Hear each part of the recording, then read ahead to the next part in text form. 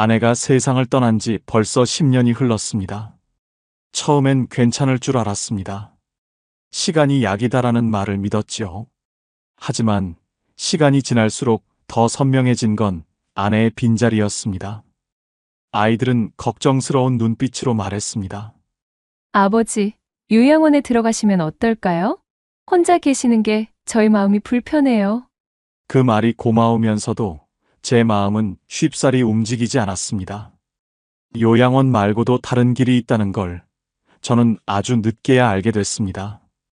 오늘은 그 이야기를 들려드리려 합니다. 아내가 세상을 떠난 건 어느덧 10년 전이었습니다. 그날 이후 집은 전혀 다른 공간이 되어버렸습니다. 예전엔 아내가 끓여주던 된장국 냄새가 매일 아침마다 퍼졌는데 이제는 전자레인지에서 데운 밥 냄새가 집안을 채울 뿐이었습니다. 식탁 위 의자는 2개였지만 앉는 사람은 저 하나뿐. 숟가락 부딪히는 소리가 유난히 크게 들렸습니다. 밥이 이렇게 맛이 없을 수도 있구나. 혼자 먹는 밥은 그 어떤 반찬이 있어도 씁쓸했습니다. 김치 냉장고에서 꺼낸 반찬들은 며칠째 그대로였고 혼자 먹기엔 양도 너무 많았습니다. 결국 대부분 버리게 되는 음식들을 보며 괜히 죄스러운 마음이 들곤 했습니다. 아내가 즐겨 앉던 소파 한쪽은 마치 금을 그어놓은 듯 건드리지 못했습니다. 그곳에 놓인 아내의 독서용 안경과 뜨개질 바늘이 여전히 주인을 기다리고 있는 것만 같았습니다. 밤이 오면 더욱 적막했습니다. 예전엔 아내와 함께 보던 TV 프로그램들이 이제는 혼자 봐도 재미없었습니다. 웃음소리도 탄식도 모두 혼자만의 것이 되어버렸습니다. 처음 몇 년은 손주 덕분에 버틸 수 있었습니다. 학교가 끝나면 제가 데리러 가곤 했습니다. 작은 손을 꼭 잡고 걸어오는 길, 그 따뜻한 체온이 제 삶을 지탱해 주었습니다. 할아버지, 오늘 학교에서 발표했어요. 잘했죠? 그럼 우리 손자 최고지. 할아버지가 얼마나 자랑스러운데. 집에 오면 가방을 던져놓고 뛰어다니던 발소리, 할아버지, 배고파요 하던 목소리, 그 웃음소리가 집안을 꽉 채웠습니다. 손주가 오는 날이면 미리 간식을 준비해두고 아이가 좋아할 만한 프로그램을 찾아놓곤 했습니다. 함께 앉아 과자를 먹으며 만화를 보는 시간, 그때만큼은 제가 정말 할아버지라는 게 실감났습니다. 아이가 숙제를 할 때면 옆에 앉아 글씨 쓰는 모습을 지켜보곤 했습니다. 연필을 꾹꾹 눌러 쓰는 진지한 표정을 보면 괜히 마음이 뿌듯해졌습니다. 할아버지, 이 문제 어떻게 풀어요? 그럴 때면 저도 안경을 쓰고 진지하게 문제를 들여다보곤 했습니다. 가끔은 모르는 문제도 있었지만 함께 고민하는 시간 자체가 소중했습니다. 그 시절엔 적어도 하루가 덜 외로웠습니다. 밤에도 손주가 제 옆에 와서 TV를 보며 깔깔 웃고 저는 그 웃음을 바라보다가 잠이 들곤 했습니다. 아이가 잠든 모습을 보면서 작은 코 고는 소리에 귀를 기울이곤 했습니다. 그 평화로운 잠든 얼굴을 보면 세상이 그리 나쁘지만은 않다는 생각이 들었습니다. 손주가 집에 있는 날이면 집 전체가 살아있는 것만 같았습니다. 곳곳에서 들려오는 발걸음 소리, 장난감 굴러가는 소리, 할아버지, 하고 부르는 목소리가 오래된 집의 생기를 불어넣어 주었습니다. 아내는 곁에 없었지만 그 아이의 웃음이 제 빈자리를 메워주고 있었습니다. 적어도 그때까지는 저도 누군가에게 필요한 사람이라는 걸 느낄 수 있었습니다. 하지만 세월이란 건 참 빠릅니다. 어느새 그 소중했던 시간들이 조용히 변해가고 있었습니다. 손주가 금세 커버리더군요. 예전처럼 손을 꼭 잡을 일도 없어졌고 제가 학교 앞에 나가 기다릴 필요도 없어졌습니다. 하지만 처음엔 그 변화를 받아들이기가 쉽지 않았습니다. 몸은 이미 알고 있었거든요. 매일 오후 3시만 되면 자동으로 현관에서 신발을 신고 있는 제 모습을, 학교 방향을 바라보며 걸음을 재촉하는 제 발걸음을 말입니다. 어느 날 습관처럼 학교 정문 앞에 서 있었죠. 다른 할머니들과 할아버지들이 손주를 기다리고 계시는 모습을 보며 저도 자연스럽게 그 자리에 서 있었습니다. 멀리서 걸어오는 손주의 모습이 보였습니다. 친구들과 함께 웃으며 이야기하고 있더군요. 예전 같으면 제 모습을 보자마자 달려왔을 텐데 이제는 천천히 마지못해 다가오는 것 같았습니다. 그 아이는 잠시 멈추더니 제게 이렇게 말했습니다. 할아버지, 이제 저 혼자 다닐 수 있어요. 너무 걱정하지 않으셔도 돼요. 순간 저는 웃으며 고개를 끄덕였습니다. 그래, 우리 손자 많이 컸구나. 하지만 마음속은 싸늘하게 식어갔습니다. 아, 이 아이도 더 이상 할아버지를 필요로 하지 않는구나. 친구들 앞에서 할아버지와 손잡고 걷는 게 부끄러워진 모양이었습니다. 그 마음을 모르는 건 아니었지만 가슴 한편이 서늘하게 무너져 내리는 걸 어쩔 수 없었습니다. 그날도 딸네 집으로 함께 갔습니다. 손주는 학교에서 있었던 이야기를 예전처럼 신나게 하지 않았습니다. 대신 휴대폰을 보며 친구들과 메시지를 주고받기 바빴습니다. 손주는 딸네 집에 도착하자마자 곧바로 자기 방으로 들어가 버렸습니다. 예전에는 제게 와서 할아버지, 이거 봐요. 하며 그림을 보여주거나 숙제를 같이 하자고 졸랐던 아이였는데 이제는 문을 닫고 혼자만의 시간을 보내려 했습니다.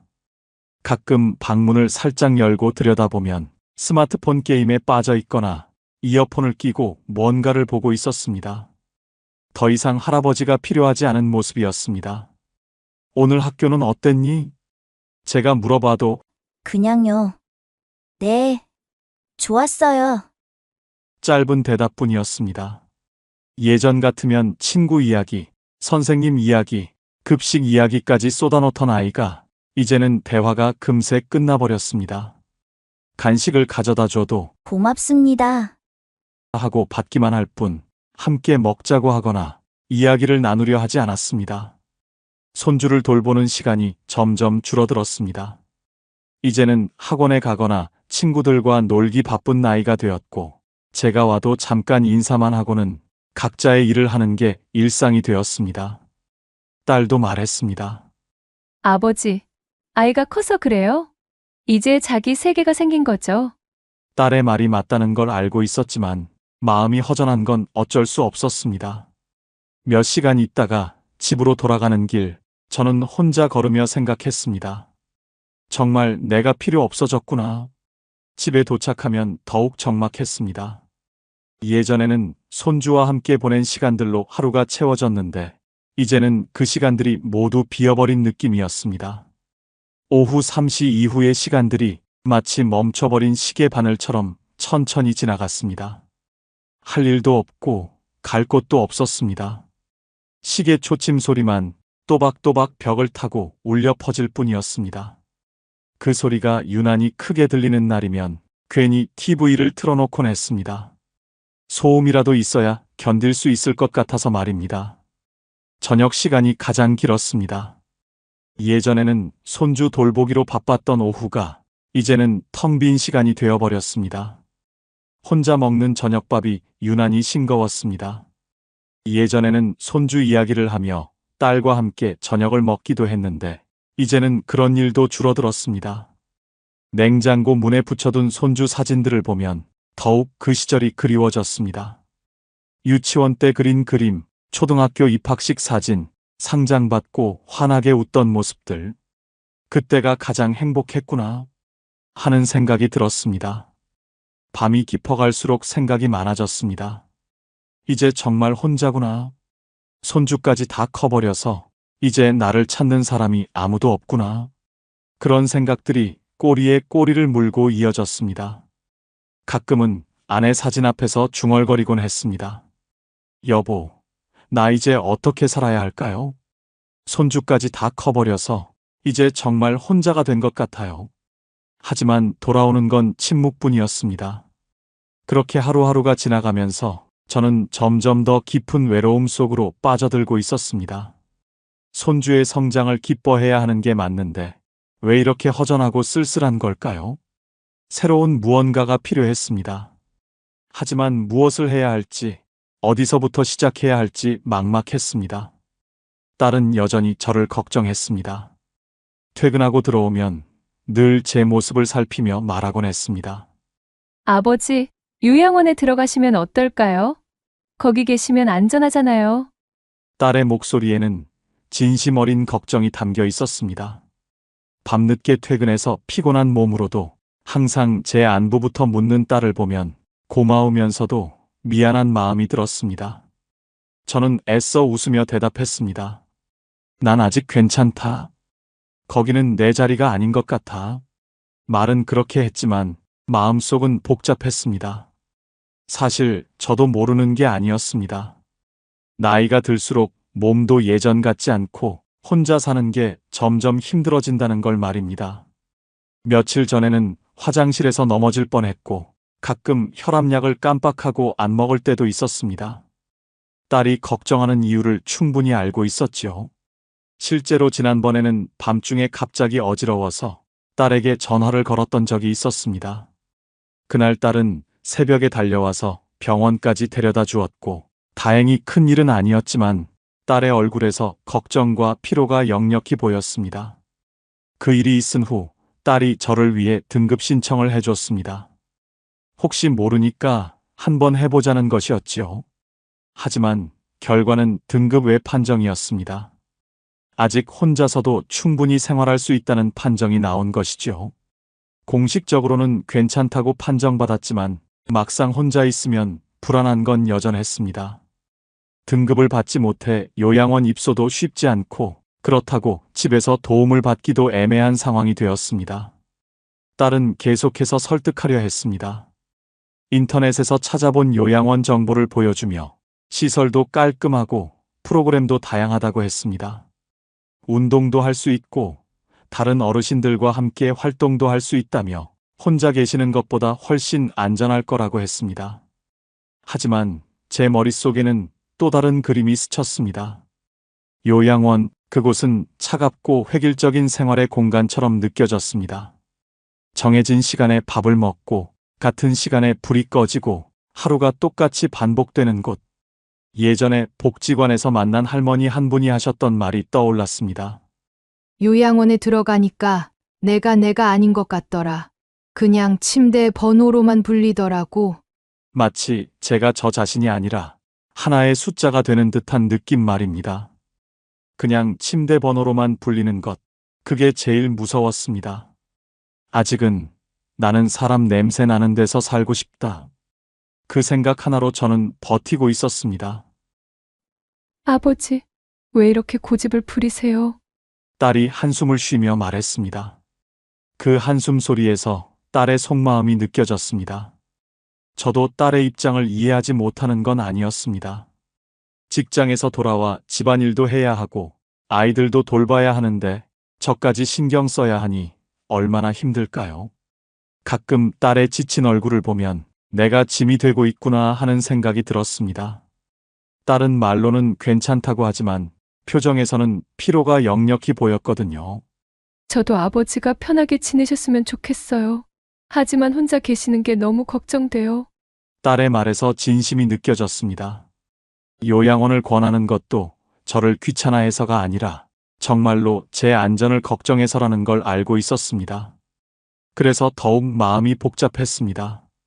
딸에게는 부담을 주고 싶지 않고 저도 안전하게 살고 싶지만 요양원은 아직 받아들이기 어려웠습니다.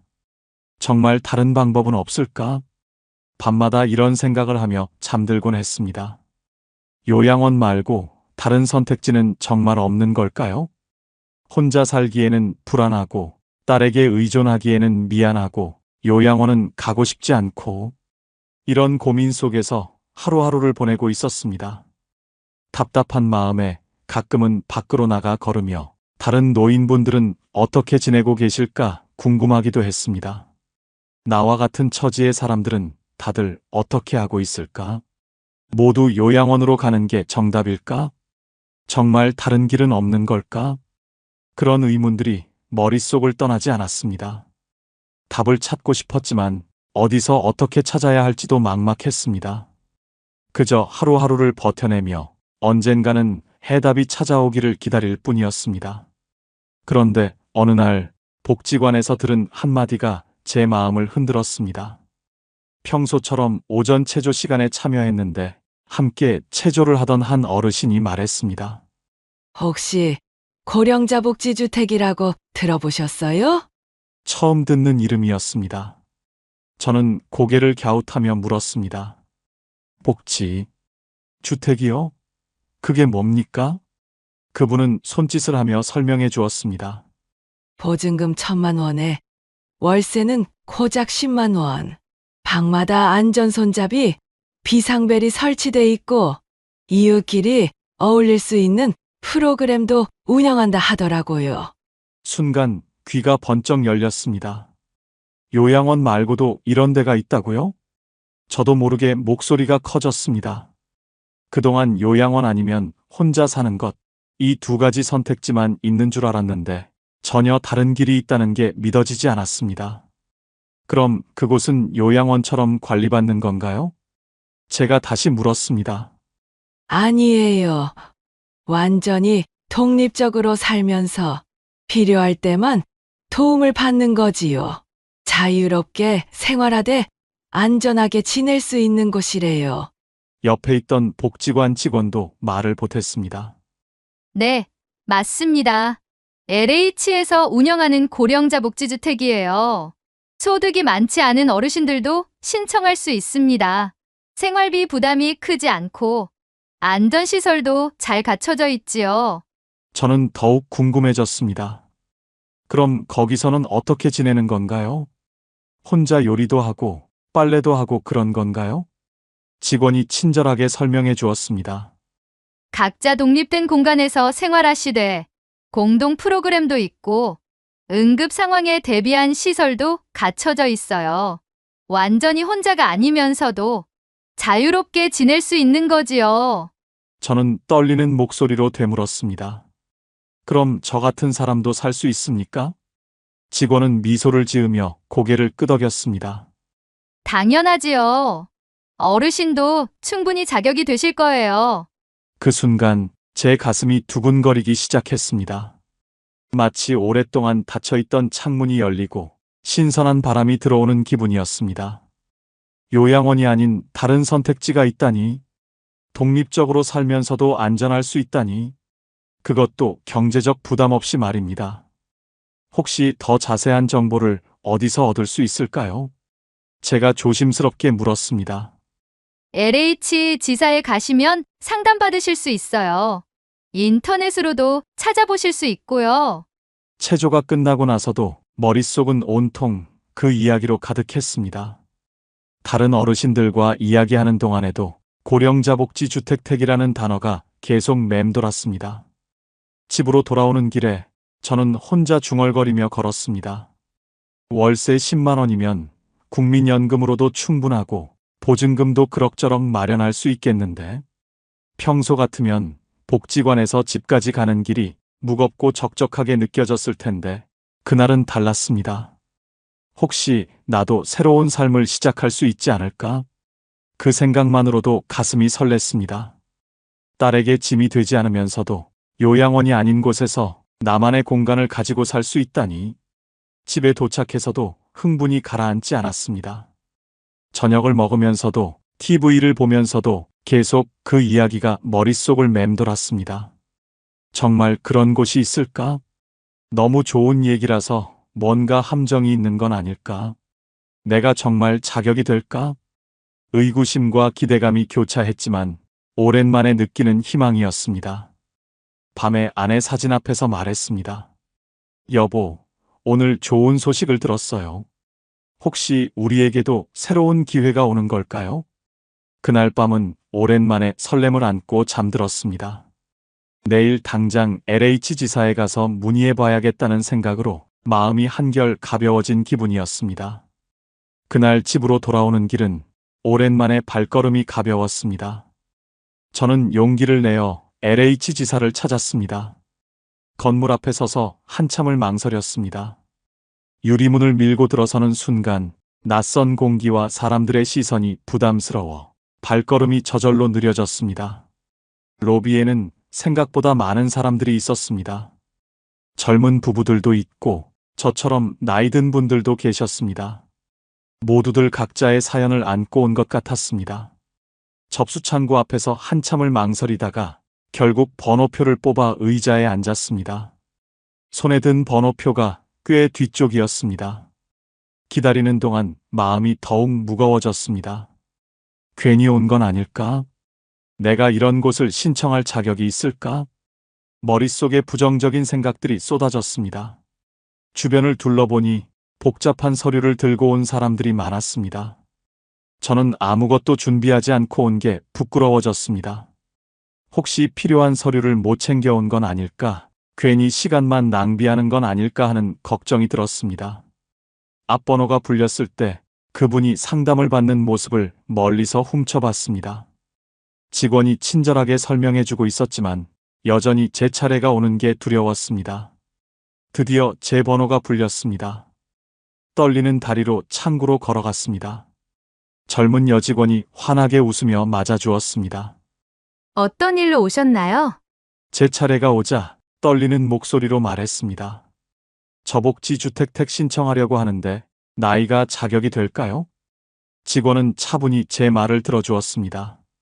그리고 컴퓨터를 켜더니 이것저것 확인해 보았습니다. 저는 그 사이 가슴이 두근거려서 견딜 수 없었습니다. 직원이 서류를 확인하더니 미소 지으며 말했습니다. 아버님 연세면 충분히 자격이 되십니다. 소득 요건도 맞으시고요. 그 말을 듣는 순간 가슴이 철렁 내려앉는 듯 하면서도 이상하게 뜨거워졌습니다. 저 같은 사람도 가능하단 말입니까? 직원이 고개를 끄덕이며 말했습니다. 그럼요. 이런 주택이 바로 아버님 같은 분들을 위해 만들어진 거예요. 그 짧은 대답에 눈시울이 뜨거워졌습니다. 그동안 저는 늘 나는 안 되겠지라며 스스로를 포기해왔습니다. 문을 두드려 보지도 않고 이미 닫혀 있을 거라 단정해버린 겁니다. 정말 괜찮은 건가요? 제가 다시 한번 확인하듯 물었습니다. 직원은 더욱 친절하게 설명해 주었습니다. 네, 물론입니다. 다만 대기자가 많아서 시간이 좀 걸릴 수 있어요. 보통 몇 달 정도는 기다려야 합니다. 몇 달이라는 말을 들어도 전혀 실망스럽지 않았습니다. 오히려 희망이 생겼습니다. 기다릴 수 있는 무언가가 있다는 것 자체가 감사했습니다. 필요한 서류는 뭔가요? 제가 적극적으로 물었습니다. 직원이 친절하게 하나하나 알려주었습니다.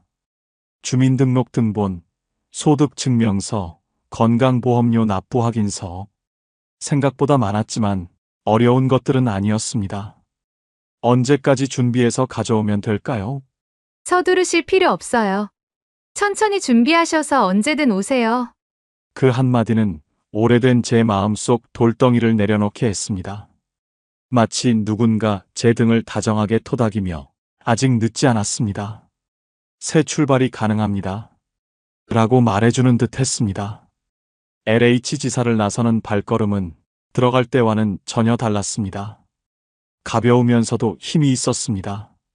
손에 든 안내 책자를 보며 저는 처음으로 구체적인 미래를 그려보았습니다. 내 공간에서 아침을 맞이하고 이웃들과 인사를 나누고 안전하게 하루를 보내는 모습 말입니다. 집으로 돌아가는 길에 딸에게 전화를 걸었습니다. 좋은 소식을 전해주고 싶었습니다. 딸아, 아빠가 오늘 좋은 곳을 알아봤다.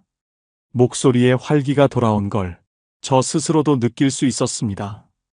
오랜만에 미래에 대한 기대가 생겼습니다. 신청서를 내고 돌아오는 길, 발걸음이 유난히 가벼웠습니다. 하지만 며칠이 지나자 그 가벼움은 곧 무거운 기다림으로 바뀌었습니다. 직원은 분명 말했습니다. 대기자가 많아서 몇 달은 기다리셔야 합니다. 그때까지는 몇 달이라는 말이 그리 길게 느껴지지 않았습니다. 하지만 막상 기다림이 시작되니 하루하루가 참 길었습니다. 그때부터 제 하루 일과에는 우편함 확인이 추가되었습니다.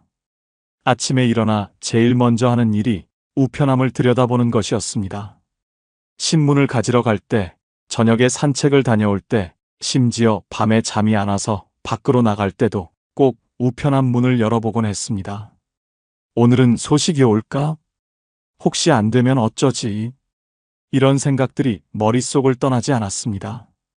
짧은 종이 한 장이 내 삶을 바꿀 수 있다는 사실에 가슴이 두근거리면서도 한켠은 서늘했습니다. 희망과 불안이 하루에도 수십 번씩 뒤섞였습니다. 아침에는 오늘은 꼭 올 거야 하며 기대에 부풀어 있다가 우편함이 텅 비어 있으면 또 실망하고 저녁이 되면 내일은 올 거야 하며 다시 희망을 품곤 했습니다. 복지관에 나가서도 마음이 편치 않았습니다. 다른 분들과 이야기를 나누다가도 문득 집에 두고 온 우편함이 떠올랐습니다. 혹시 제가 나간 사이에 편지가 왔을까봐 서둘러 집으로 돌아오곤 했습니다. 길을 걷다가 우체부가 보이면 괜히 가슴이 뛰었습니다. 혹시 우리 집으로 오는 건 아닐까 멀리서 따라가며 지켜보기도 했습니다. 딸에게도 말했습니다. 요즘 고령자 복지주택 신청한 거 기다리고 있어. 소식 오면 알려줄게. 딸은 반가워하며 말했습니다. 잘했어요, 아버지. 좋은 소식이 꼭 올 거예요. 하지만 시간이 지날수록 점점 더 불안해졌습니다.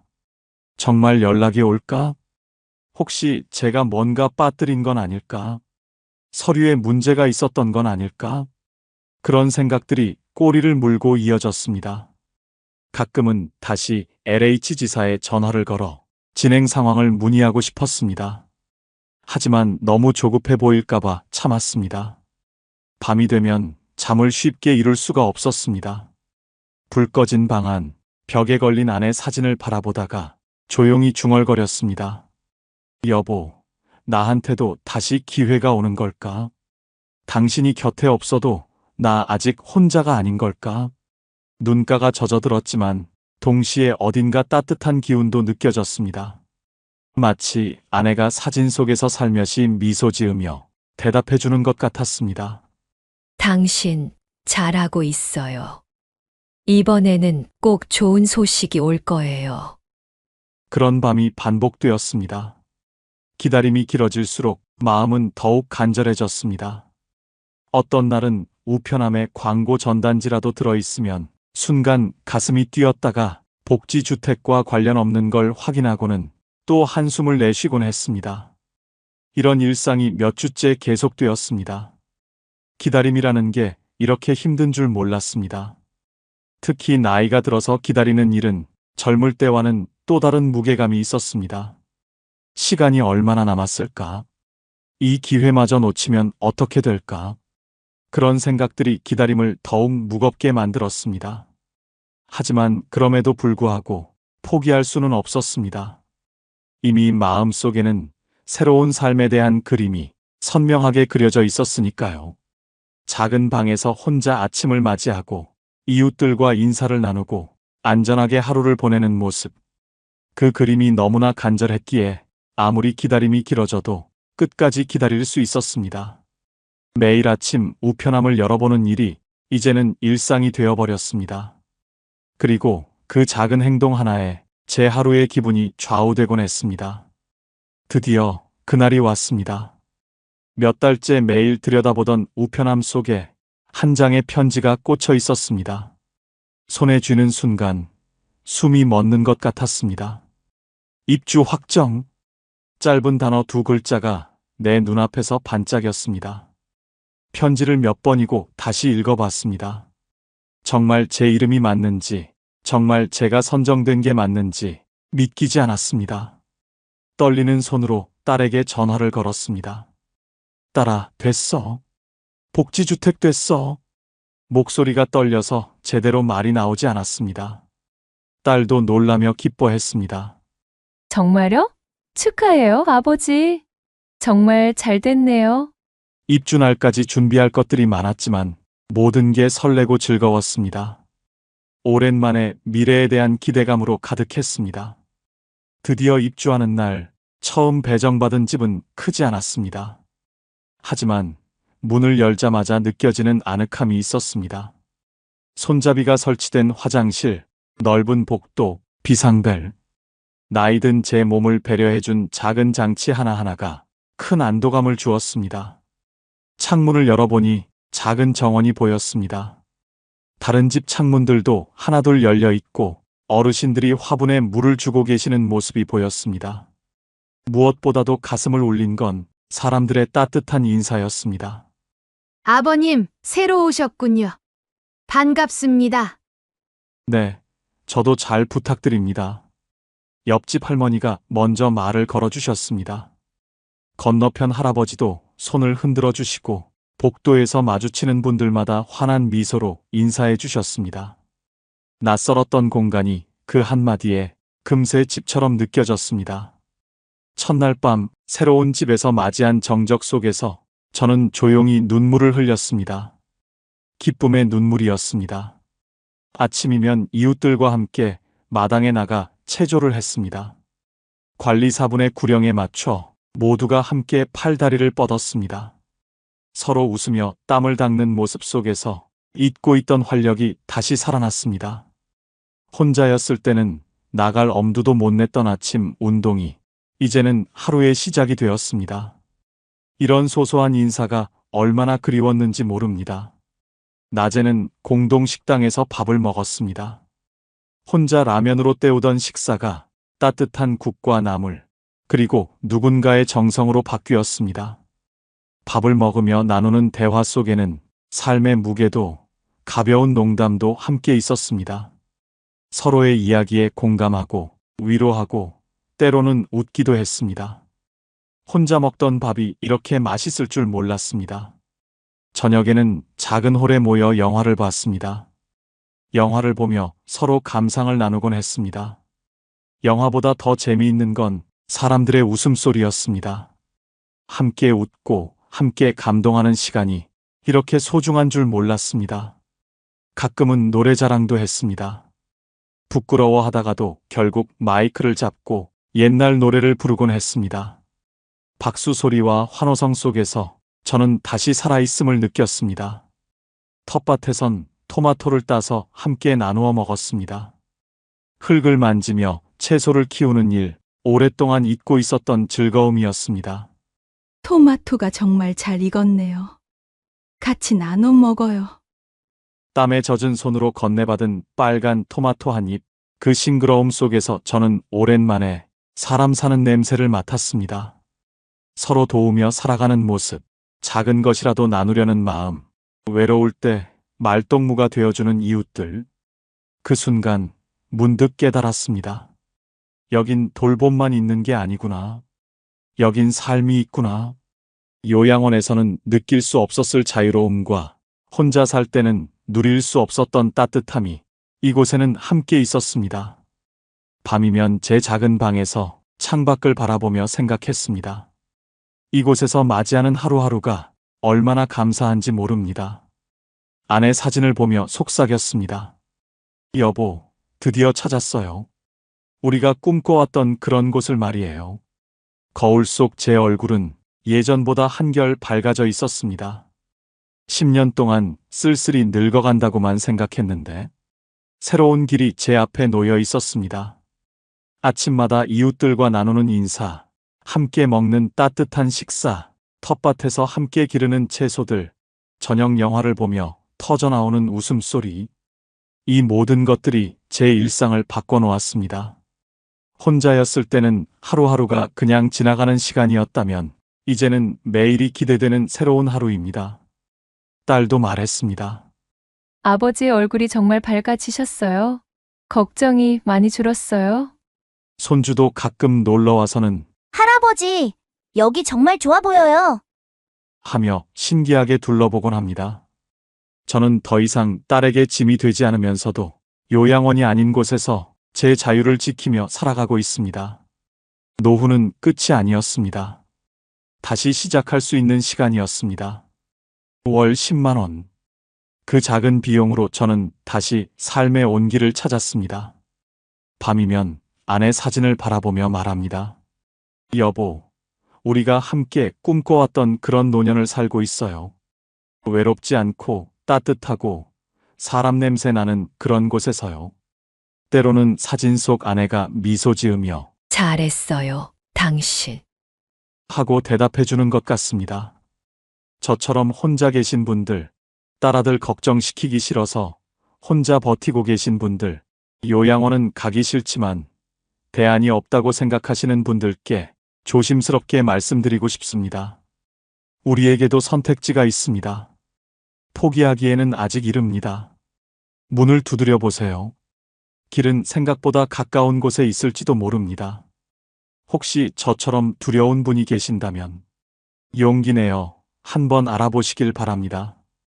요양원 말고도 우리가 살아갈 또 다른 길이 있습니다. 오늘도 저는 새로운 하루를 맞이합니다. 이웃들의 웃음소리와 함께, 따뜻한 햇살과 함께, 희망과 함께 말입니다. 겉보기엔 든든해 보이는 노후. 그런데 단 한 번의 선택, 한 통의 전화, 한 장의 서류가 모든 걸 바꿔놓는 순간들이 있습니다. 이번 영상은 정답을 단정하지 않습니다. 대신 끝까지 보셔야 보이는 5개의 문을 준비했습니다. 문을 열 때마다 나도 저럴 수 있겠네 하는 장면들이 나옵니다. 당신은 몇 번째 문에서 멈추게 될까요? 김 씨 부부는 평생 성실하게 살아왔습니다.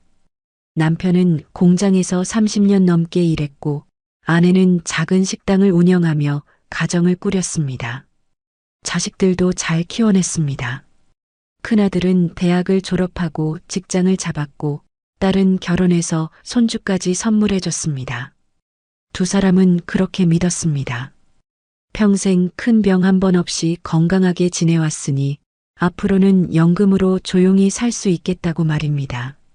매일 아침 6시에 일어나 동네를 한 바퀴 산책하는 게 일상이었습니다. 건강검진에서도 늘 양호 판정을 받았습니다. 혈압약 하나 정도만 먹을 뿐이었습니다. 하지만 어느 날 저녁, 평소처럼 저녁을 먹고 있던 중이었습니다. 남편이 갑자기 가슴을 움켜쥐며 쓰러졌습니다. 아내는 처음엔 체한 줄 알았습니다. 등을 두드려주고 물을 떠다 줬습니다. 하지만 남편의 얼굴이 점점 파랗게 질려갔습니다. 식은땀이 주르륵 흘러내렸고 숨소리도 거칠어졌습니다. 이상하다 싶어 119에 전화를 걸었습니다. 구급차 사이렌 소리가 울리고 병원 응급실로 급히 실려갔습니다. 의사는 바로 진단을 내렸습니다.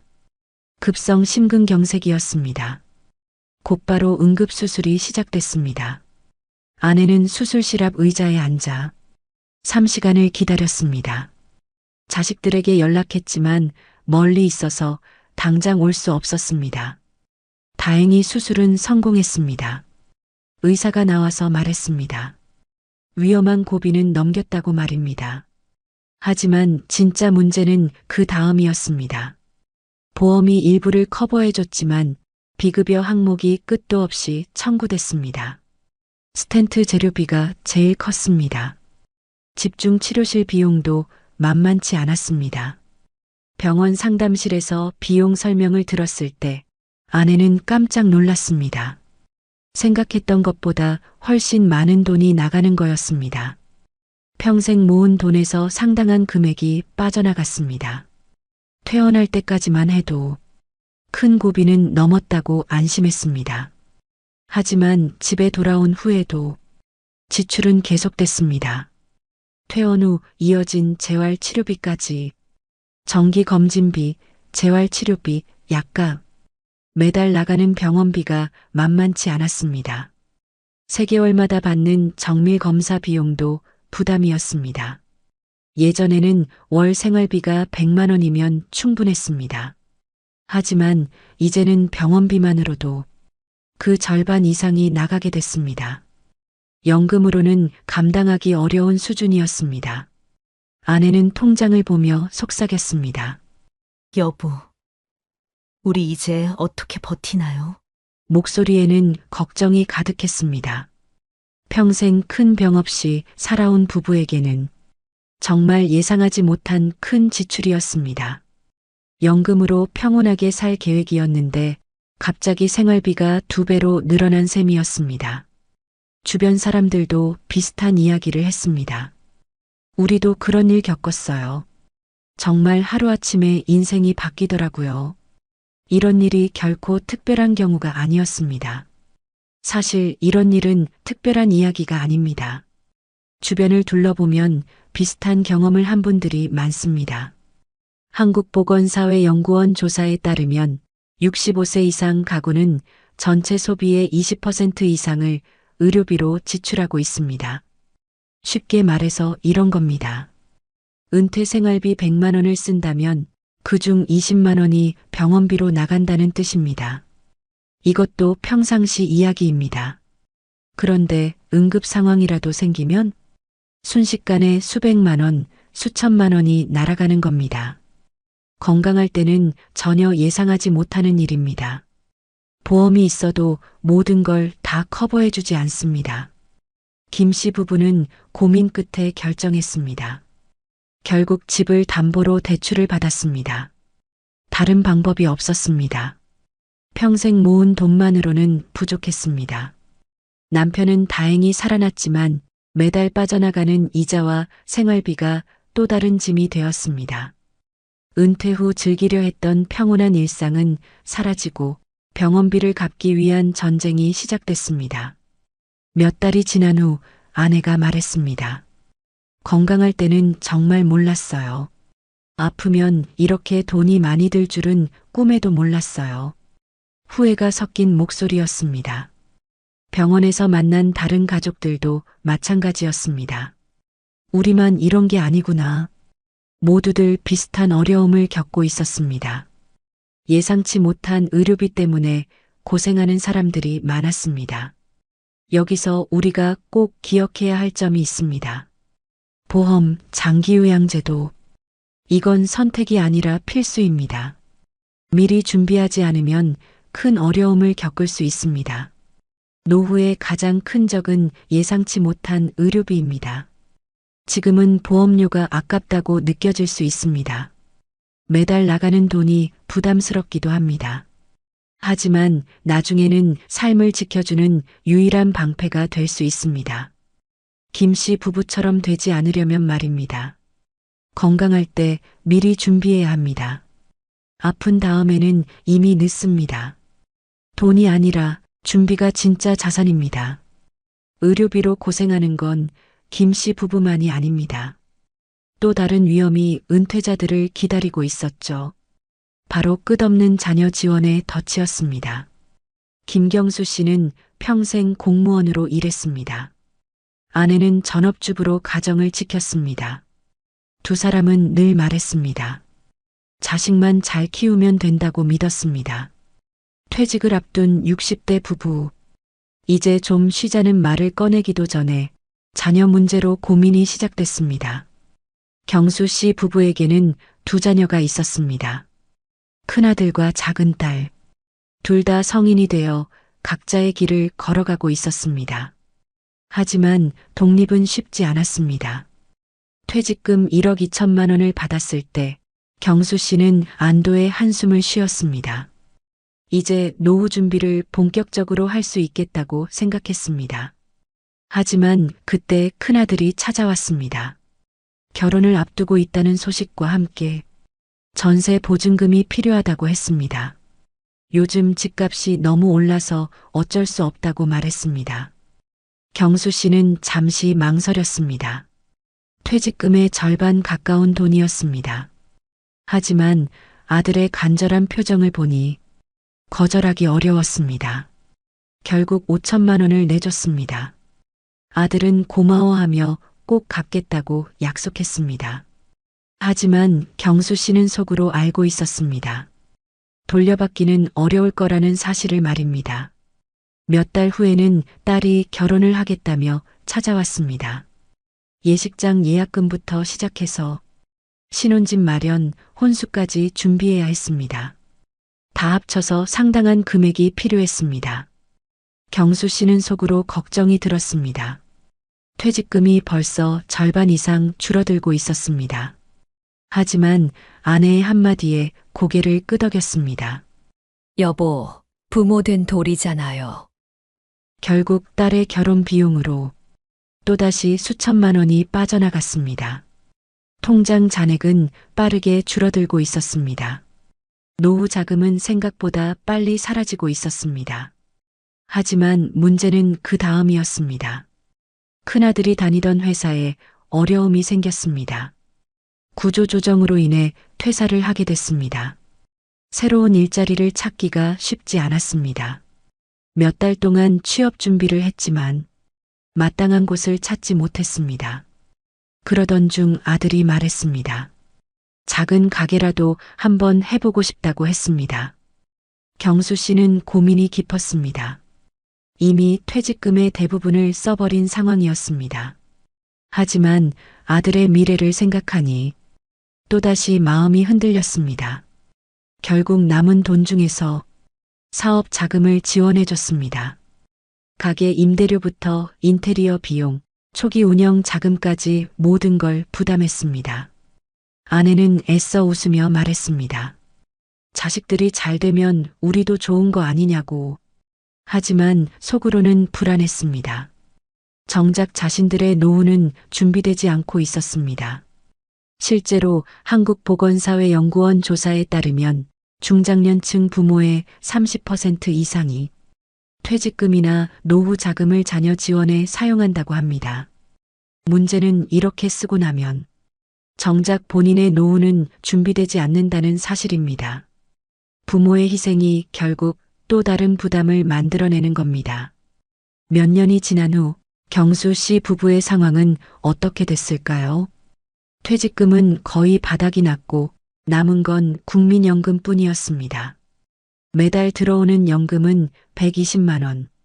부부가 생활하기에는 빠듯한 금액이었습니다. 월세와 생활비를 내고 나면 남는 돈은 거의 없었습니다. 자식들은 고마워했습니다. 하지만 정작 부모는 스스로의 노후를 포기한 대가를 치러야 했습니다. 도움을 청하고 싶어도 자식들도 각자 바빴습니다. 생활비를 감당하기도 벅찬 상황이었습니다. 경수 씨는 종종 후회했습니다. 자식을 돕는 건 좋지만 한계를 두지 않은 게 문제였다고 생각했습니다. 부모의 노후가 무너지면 결국 자녀에게도 짐이 된다는 걸 그때서야 깨달았습니다. 주변에서도 비슷한 이야기를 많이 들었습니다. 퇴직금을 자녀에게 다 써버리고 나중에 어려움을 겪는 부모들이 많았습니다.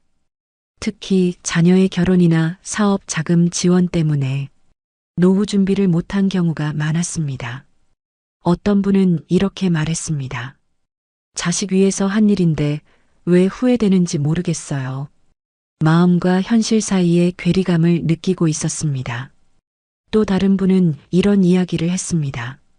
도와주고 싶은 마음은 굴뚝 같은데 정작 우리 노후는 어떻게 해야 할지 모르겠어요. 많은 부모들이 같은 고민을 하고 있었습니다. 사실 자녀를 돕는 게 잘못된 건 아닙니다. 부모로서 당연한 마음입니다. 하지만 문제는 한계선을 두지 않은 지원입니다. 부모의 노후가 무너지면 결국 자녀에게도 부담이 됩니다. 현명한 부모들은 다르게 접근합니다. 자녀 지원에 일정한 한계를 두고 자신들의 노후도 함께 준비합니다. 우리가 건강하고 안정적이어야 자식들도 편하다는 생각을 갖고 있습니다. 어떤 부모는 이렇게 말했습니다. 처음에는 야박하다고 생각했는데 지금 보니 그게 맞는 것 같아요. 자녀도 부모의 노후 준비가 필요하다는 걸 이해하게 됐다고 했습니다. 경수 씨 같은 상황을 피하려면 미리 계획을 세우는 게 중요합니다. 자녀 지원 예산을 정해두고 그 범위 내에서만 도움을 주는 겁니다. 또한 자녀들과도 솔직하게 대화해야 합니다. 부모의 노후 준비가 왜 중요한지 함께 이해하고 협력하는 게 필요합니다. 희생이 사랑이 아닙니다. 지혜로운 선택이 진짜 사랑입니다. 부모와 자녀 모두가 행복한 노후를 만들어가는 것. 그것이 진정한 가족의 모습이 아닐까요? 정민호 씨 62세. 평생을 회사에 다니며 성실히 살았습니다. 퇴직금 1억 8천만 원을 손에 쥐었을 때 가슴이 뿌듯했습니다. 30년 넘게 직장 생활을 하며 한 푼 두 푼 모은 소중한 돈이었습니다. 이제 은퇴 후 여유로운 생활을 할 수 있겠다고 생각했습니다. 하지만 주변에서 가장 많이 들은 말은 이것이었습니다. 형, 갭 투자해. 집값은 무조건 오른다니까. 친구들, 동료들, 심지어 가족들까지 모두 부동산 투자를 권했습니다. 부동산은 절대 안 망한다. 많은 사람들이 그렇게 믿었습니다. 특히 서울 근교 아파트는 계속 오를 거라는 확신이 있었습니다. 민호 씨는 아내와 상의했습니다. 아내는 잠시 망설였습니다. 평생 모은 돈을 투자한다는 게 부담스럽기도 했습니다. 하지만 주변의 성공 사례들을 들으니 마음이 흔들렸습니다. 다들 하는데 우리만 안 하면 손해 아닌가요? 결국 아내도 동의했습니다. 민호 씨 부부는 결정을 내렸습니다. 서울 외곽 신도시 아파트 2채를 전세 끼고 사기로 했습니다. 갭 투자라는 새로운 도전이 시작됐습니다. 첫 번째 아파트는 4억 원짜리였습니다. 전세금 3억 원을 끼고 1억 원만 투자하면 되는 조건이었습니다. 레버리지 효과로 큰 수익을 낼 수 있다고 했습니다. 두 번째 아파트도 비슷한 조건이었습니다.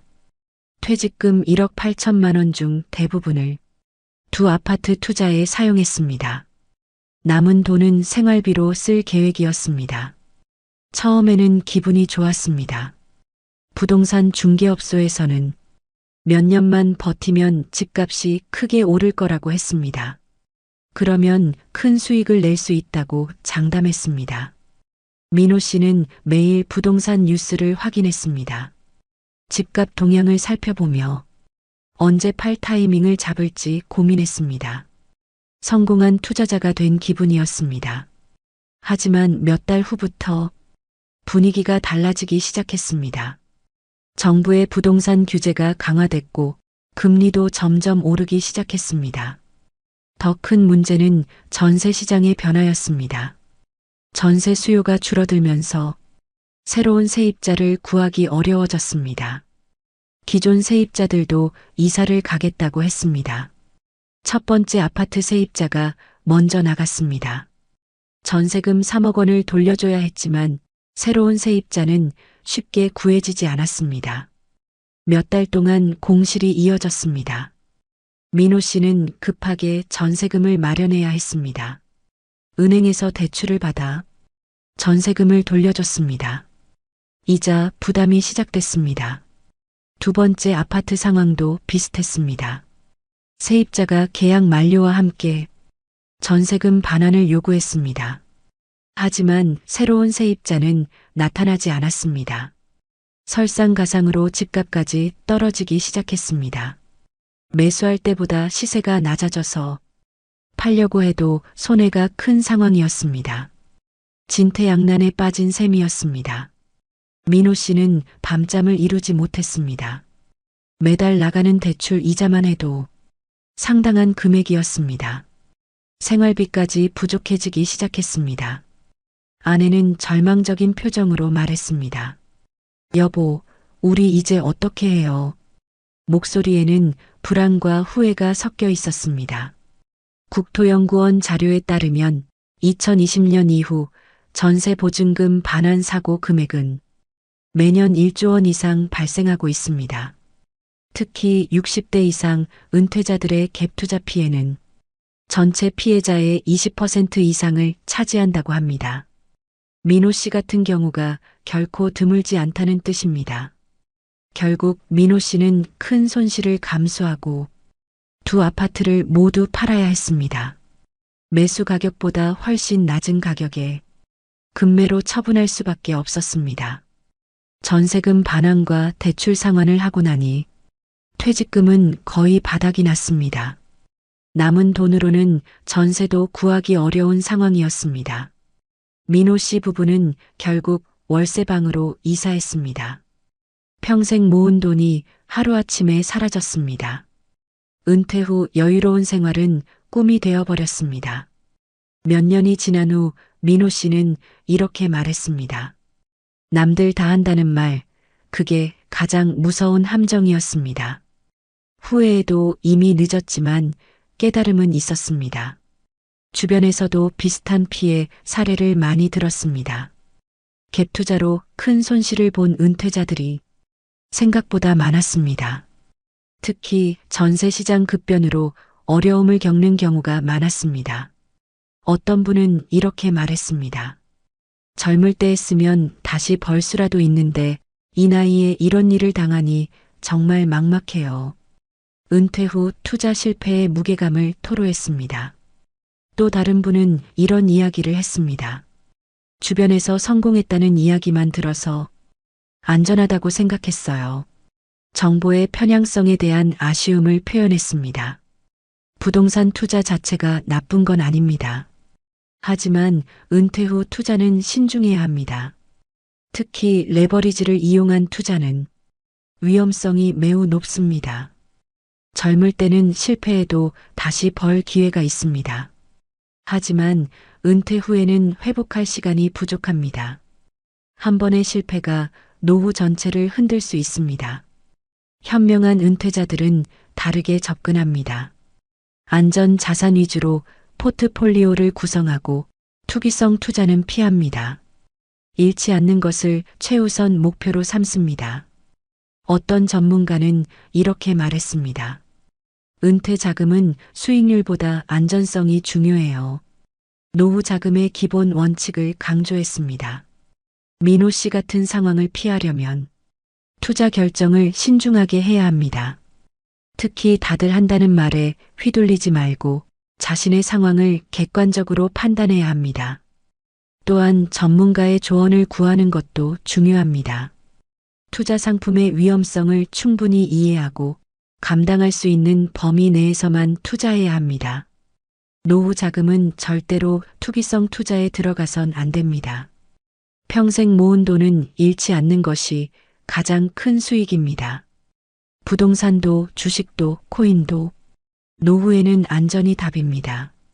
투자 실패로 노후 자금을 잃는 것도 무섭지만 더 예상치 못한 일이 일어날 수 있습니다. 40년을 함께한 부부에게 찾아온 또 다른 시련. 황혼 이혼이 가져온 경제적 충격이었습니다. 박순자 씨 68세. 남편과 40년을 함께 살아왔습니다. 젊은 시절부터 지금까지 긴 세월을 같이 보냈습니다. 하지만 나이가 들수록 부부 사이의 갈등이 깊어졌습니다. 성격 차이, 생활 습관의 차이. 젊을 때는 참을 수 있었던 것들이 이제는 견디기 어려워졌습니다. 이 나이에 무슨 이혼이냐? 예전에는 남 얘기 같았지만 지금은 흔한 현실이 되었습니다. 그리고 그 결과는 생각보다 훨씬 무거웠습니다. 남편은 은퇴 후 집에만 있으면서 하루 종일 TV만 보거나 술을 마셨습니다. 순자 씨는 혼자서 집안일을 다 해야 했습니다. 대화도 점점 줄어들었습니다. 작은 일로 다투는 일이 잦아졌습니다. 음식 투정, 청소 문제, 용돈 문제, 모든 게 갈등의 원인이 됐습니다. 40년을 함께 산 부부라고 믿기 어려웠습니다. 자식들도 양쪽 편을 들기 어려워했습니다. 그냥 참고 사세요라고 말하지만 당사자들의 마음은 이미 멀어져 있었습니다. 순자 씨는 고민 끝에 결정했습니다. 남은 인생이라도 편하게 살고 싶다고 생각했습니다. 40년을 함께 했는데 결국 남은 건 빈 지갑뿐이구나. 결국 황혼 이혼을 택했습니다. 주변에서는 만류했지만 순자 씨의 마음은 이미 굳어져 있었습니다. 더 이상 함께 살 수 없다고 판단했습니다. 이혼 과정에서 재산 분할이 시작됐습니다. 순자 씨는 위자료 대신 살던 아파트를 반으로 나눠 가지기로 했습니다. 아파트 시세가 4억 원이었으니 각자 2억 원씩 갖는 조건이었습니다. 남편은 집을 팔아 절반의 금액을 가져갔고 순자 씨는 그 돈으로 작은 전세를 얻었습니다. 겉보기엔 공평해 보였습니다. 하지만 진짜 문제는 그 다음이었습니다. 생활비 문제가 현실로 다가왔습니다. 이혼 전에는 두 사람의 국민연금 합산이 매달 200만 원이 넘었습니다. 생활비로 충분한 금액이었습니다. 부부가 함께 쓰면 절약도 가능했습니다. 하지만 이혼 후 순자 씨에게 들어오는 건 혼자 받을 수 있는 95만 원 뿐이었습니다. 남편의 연금은 더 이상 가게에 도움이 되지 않았습니다. 매달 고정 지출을 계산해 보니 문제가 심각했습니다. 전세 관리비 30만 원, 생활비 60만 원, 의료비, 통신비 등을 합치면 120만 원이 필요했습니다. 연금 95만 원으로는 감당이 안 됐습니다. 매달 25만 원씩 부족한 상황이었습니다. 결국 전세를 줄여서 좀 더 작은 집으로 이사했습니다. 차액으로 생긴 돈을 생활비로 써야 하는 처지가 됐습니다. 딸에게 도움을 청했지만 상황은 쉽지 않았습니다. 엄마, 우리도 애들 키우느라 빠듯해요. 돌아온 건 미안한 대답뿐이었습니다. 아들도 마찬가지였습니다.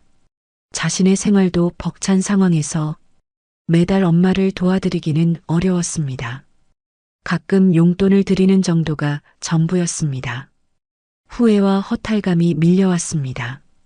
통계청에 따르면 2023년 기준 황혼 이혼 비율은 전체 이혼의 35%에 달합니다.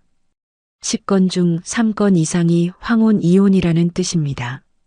특히 65세 이상 여성의 상대적 빈곤율은 47%, 남성의 36%보다 훨씬 높습니다. 즉, 여성 노인은 남성보다 훨씬 더 빈곤 위험에 노출돼 있다는 뜻입니다. 순자 씨 같은 경우가 결코 특별하지 않다는 겁니다. 황혼 이혼 후 경제적 어려움을 겪는 여성들이 생각보다 훨씬 많습니다. 몇 달이 지나자 순자 씨는 계산을 해봤습니다.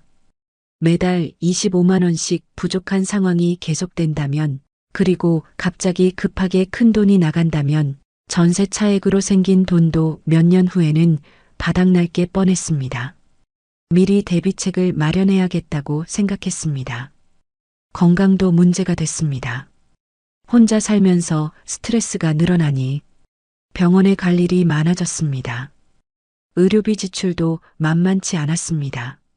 순자 씨는 결국 파트타임 일자리를 찾기 시작했습니다. 이렇게 가다가는 몇 년 못 버틸 게 뻔했기 때문입니다. 68세 여성이 구할 수 있는 일은 많지 않았지만 미리 준비하는 게 낫다고 판단했습니다. 주변에서도 비슷한 이야기를 많이 들었습니다. 황혼 이혼 후 경제적 어려움을 겪는 분들이 생각보다 많았습니다. 특히 여성의 경우 더 심각했습니다. 어떤 분은 이렇게 말했습니다.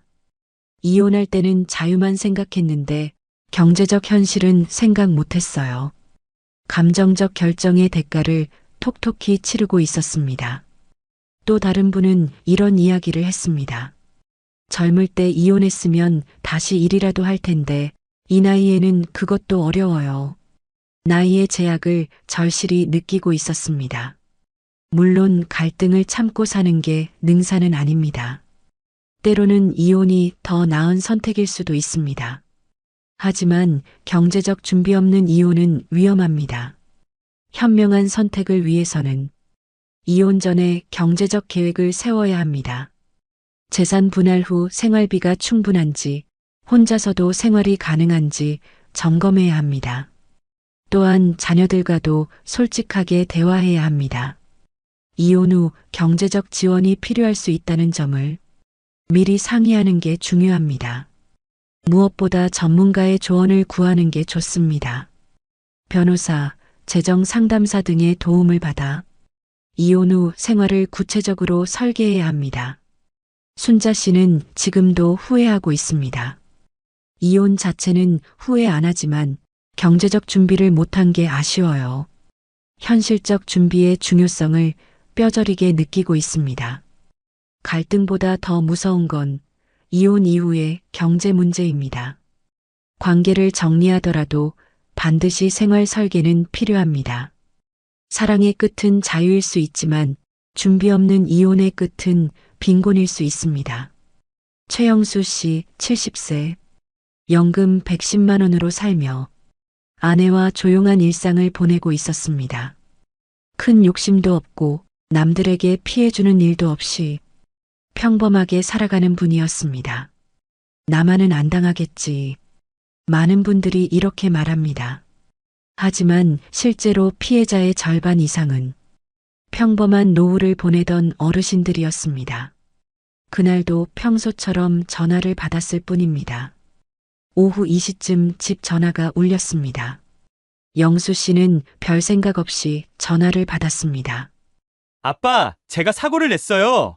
정말 급해요. 지금 당장 도와주셔야 해요. 영수 씨는 당황했습니다. 아들이 사고를 냈다니. 평소 조심스럽게 운전하던 아들이었는데 믿기지 않았습니다. 하지만 아들의 절박한 목소리에 냉정하게 확인할 여유가 없었습니다. 얼마나 필요하냐? 고 묻자 1,000만 원만 바로 보내주세요라고 했습니다. 영수 씨는 그 자리에서 은행에 갔습니다. 평생 모은 돈 중 1,000만 원을 송금했습니다. 아들을 위해서라면 어쩔 수 없다고 생각했습니다. 송금을 마치고 나서야 뭔가 이상하다는 생각이 들었습니다. 직접 아들에게 전화를 걸어봤습니다. 아빠, 무슨 일이세요? 아들의 멀쩡한 목소리가 들렸습니다. 사고는 없었고 보석금도 필요 없었습니다. 그제서야 영수 씨는 깨달았습니다. 보이스피싱을 당했다는 사실을 말입니다. 하지만 이미 늦었습니다. 1,000만 원은 되돌릴 수 없었습니다. 왜 잘 속을까요? 긴급성 때문입니다. 지금 바로 안 하면 큰일 난다는 말에 판단이 마비됩니다. 권위 남용도 큰 이유입니다. 검찰, 경찰을 사칭해서 법적 문제라고 하면 겁부터 먹게 됩니다. 기술적 속임수도 교묘합니다. 발신 번호를 실제 은행이나 관공서 번호처럼 조작하는 경우가 많습니다. 무엇보다 심리를 정확히 공략합니다. 자식, 손주 걱정하는 마음이나 생활 불안 심리를 찌르는 겁니다. 그래서 나는 안 당해라고 생각하는 사람도 순간 당황하면 쉽게 속을 수 있습니다. 며칠 뒤 또 다른 전화가 왔습니다. 이번에는 다른 수법이었습니다. 정부 긴급 지원 대출이 가능하다는 말에 영수 씨는 혹시 지난 손실을 만회할 수 있을까 싶었습니다. 상담원이 친절하게 설명했습니다. 본인 확인을 위해 개인정보가 필요합니다. 영수 씨는 의심 없이 정보를 넘겨줬습니다. 결국 범인들은 영수 씨 명의로 대출을 실행했고 신용카드까지 발급해 사용했습니다. 통장에서 돈이 빠져나가는 걸 보고서야 또 당했다는 걸 깨달았습니다. 아내는 눈물을 흘리며 말했습니다. 여보, 평생 모은 돈이 하루아침에 다 날아갔네요. 70년을 살면서 가장 큰 충격이었습니다. 경찰청에 따르면 2023년 보이스피싱 피해 금액은 8천억 원대를 넘어섰습니다. 특히 피해자의 절반 이상이 60세 이상 고령층으로 나타났습니다. 노후 세대가 가장 큰 표적이 되고 있다는 뜻입니다. 영수 씨 같은 피해가 매일 일어나고 있습니다. 대표적인 유형들을 살펴보면 이렇습니다. 자녀 사고 위장형이 가장 많습니다. 아들이 사고 났다. 합의금 급하다는 식입니다. 정부 지원 사칭형도 늘고 있습니다. 긴급대출, 지원금 받으려면 본인 인증 필요라고 합니다. 검찰, 경찰 사칭형은 가장 교묘합니다. 계좌가 범죄에 연루됐다. 안전계좌로 옮겨라고 협박합니다. 최근에는 택배비 정산이나 건강보험 환급금을 사칭하기도 합니다. 영수 씨는 몇 달 후 이렇게 말했습니다. 순간의 당황함이 평생의 후회가 됐어요. 냉정함을 잃으면 누구나 당할 수 있다는 걸 깨달았습니다. 주변에서도 비슷한 피해 사례를 들었습니다. 나도 그런 전화 받았는데 다행히 의심했어요. 하지만 의심하지 못한 분들이 더 많았습니다. 어떤 분은 이렇게 말했습니다. 자식 목소리와 똑같더라고요. 어떻게 의심하겠어요? 기술이 발달하면서 속임수도 정교해졌습니다. 또 다른 분은 이런 이야기를 했습니다.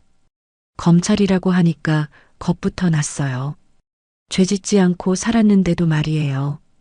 권위에 대한 두려움을 이용한 수법이었습니다. 어르신들이 자주 당하는 이유가 있습니다. 첫째, 정보가 부족합니다. 새로운 사기 수법을 접할 기회가 적습니다. 둘째, 기술에 익숙하지 않습니다. 발신번호 조작이나 메시지 조작을 구분하기 어렵습니다. 셋째, 가족에 대한 걱정이 큽니다. 자식, 손주 이야기가 나오면 냉정한 판단이 어려워집니다. 넷째, 예의를 중시합니다. 상대방 말을 끝까지 들어주려고 하다가 말려들게 됩니다. 하지만 이런 특성들을 알고 있으면 충분히 예방할 수 있습니다. 가장 중요한 건 의심하는 것입니다. 낯선 전화가 왔을 때는 5분만 시간을 두고 생각해 보세요. 급하다고 재촉하면 더욱 의심해야 합니다. 가족 관련 내용이라면 반드시 직접 확인하세요. 전화를 끊고 해당 가족에게 직접 연락하세요. 개인정보는 절대 알려주지 마세요. 은행, 카드회사, 정부기관에서는 전화로 비밀번호나 계좌번호를 묻지 않습니다. 의심스러우면 11이나 182에 신고하세요. 경찰이나 금융감독원에서 확인해 줍니다. 부끄러워할 필요 없습니다. 영수 씨는 결국 경찰서에 찾아가 이렇게 말했습니다. 부끄럽지만 나 같은 피해자가 더는 없었으면 합니다. 뒤늦은 후회보다는 예방이 중요하다는 걸 강조했습니다. 노후 자산은 내 경계심으로만 지킬 수 있습니다. 낯선 전화, 급한 송금 요청은 반드시 5분만 멈추고 확인하세요. 노후 파산, 남이 막아주지 않습니다. 의심과 확인이 최고의 보험입니다. 오늘 우리는 노후를 무너뜨리는 5가지 이유를 살펴봤습니다. 첫째, 갑작스러운 의료비 폭탄. 건강할 때 미리 보험을 준비하고 응급 상황에 대비해야 합니다. 둘째, 끝없는 자녀 지원의 덕. 자녀를 돕되 반드시 한계선을 정하고 부모 자신의 노후도 지켜야 합니다. 셋째, 위험한 부동산 갭 투자 실패. 노후 자금은 안전 자산 위주로 운용하고 투기성 투자는 피해야 합니다. 넷째, 예상 못한 황혼 이혼과 생활비 재앙. 관계 정리 전에 경제적 계획을 세우고 혼자서도 생활 가능한지 점검해야 합니다. 다섯째, 누구나 당할 수 있는 보이스피싱 금융사기. 의심하는 습관을 기르고 급한 요청에는 반드시 5분 멈추고 확인해야 합니다. 이 5가지는 결국 한 가지로 이어집니다. 준비 없는 노후는 누구에게나 위기입니다. 혹시 이 이야기 속에서 여러분의 모습이 보이지 않으셨나요? 노후 파산은 남의 일이 아닙니다. 하지만 미리 알고 준비한 사람은 피할 수 있는 현실입니다. 가장 중요한 건 지금 시작하는 것입니다. 늦었다고 생각하지 마세요. 오늘부터라도 하나씩 점검해 보세요. 보험은 충분한지, 자녀 지원의 한계선은 있는지, 투자는 안전한지, 관계는 건강한지, 사기 예방 습관은 있는지 말입니다. 돈보다 중요한 건 지혜입니다. 그리고 지혜로운 준비가 여러분의 노후를 지켜줄 유일한 길입니다. 오늘 영상이 도움이 되셨다면 구독과 좋아요, 댓글 남겨주세요. 앞으로 더 많은 이야기를 전해드리는 큰 힘이 됩니다. 여러분의 안전하고 행복한 노후를 응원합니다.